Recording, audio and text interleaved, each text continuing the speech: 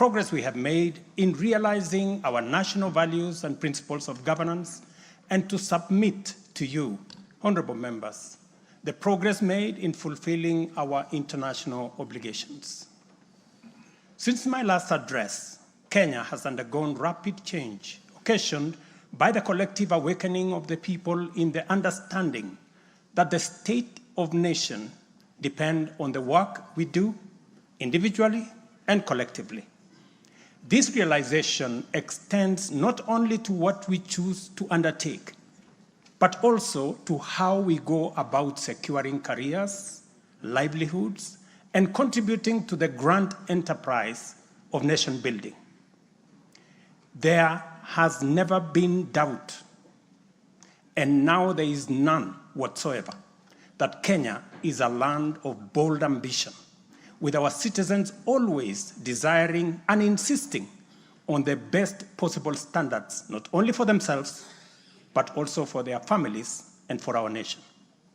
Consequently, our democracy has empowered citizens to ask questions and demand changes in the way their affairs are managed, driving the wheels of our nation's social, political, and economic transformation faster in the direction of excellence and prosperity. Rare are the times when leadership is ahead of the people. We are always striving to steer the machinery of state and government to keep pace with the aspirations of our citizens. We have learned through the hard as well as the more customary ways that listening is a full-time occupation of leadership, and that all questions asked by the people must be answered thoroughly and in full. We have learned never to take anything for granted and make every effort to call all our people, to carry all our people along with us in the pursuit of our transformation. The context in which I make this national address is not only significantly different from previous occasions, but it is also a singular moment with unique historical implications for us all.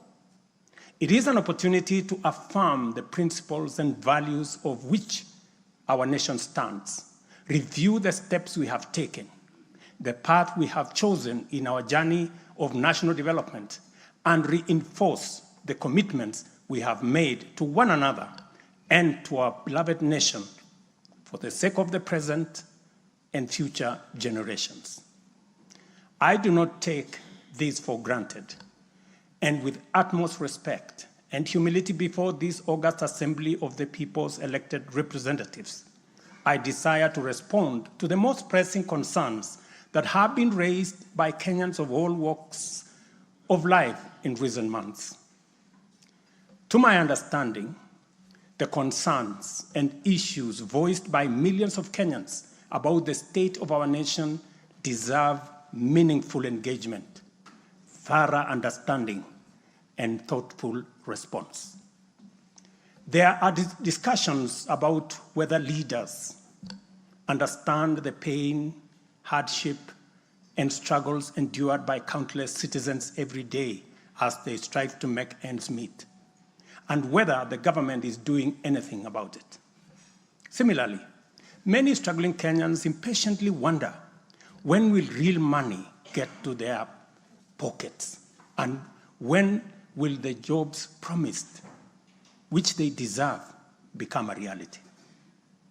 Additionally, there has been conversations about our education system, particularly the transition to the competence-based curriculum, and whether policies in this sector are working for or against Kenyans.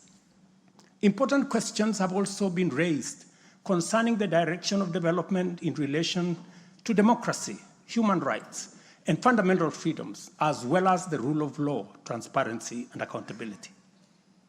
Another more direct question that emerges every now and then is whether public policy in this administration is in furtherance of service delivery to citizens or just in aid of political strategy. It is undeniable that for many Kenyans, times are hard and the struggle to meet their daily basic needs remains daunting. It is also true that these conditions have persisted for a number of years now, leading to much frustration and anxiety. Although we have gone a long way to mitigate some of these difficulties, much remains.